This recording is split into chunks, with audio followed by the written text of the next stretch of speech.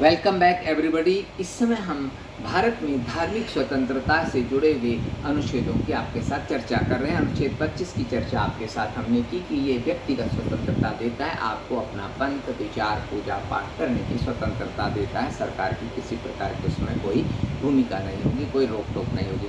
अनुच्छेद 26 क्या है?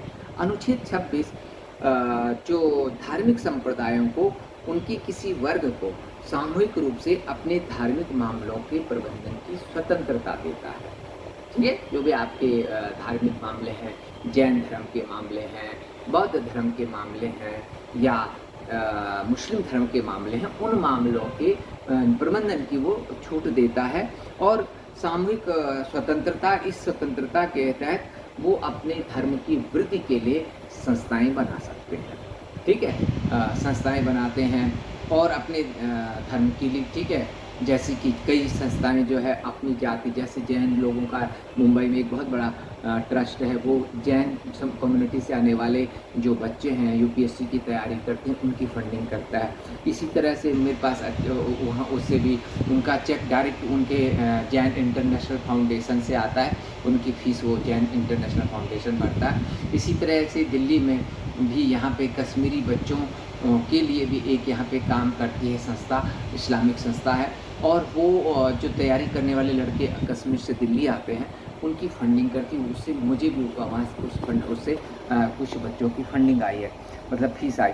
तो इस तरह से सरकार ये अनुच्छेद 26 जो है ये आपको ये अधिकार देता है कि आप जो धर्म मानते हैं उस धर्म की अभिवृद्धि के लिए संस्थाएं बना सकते हैं, उन संस्थाओं का प्रबंधन कर सकते हैं, उन संस्थाओं के नाम पर चल और अचल संपत्ति ले सकते हैं, ऑफिस बनाने के लिए ज़मीन खरीद सकते हैं, अब उस ट्रस्ट के कर्मचारियों के आने जाने के लिए गाड़ियां ले सकते हैं।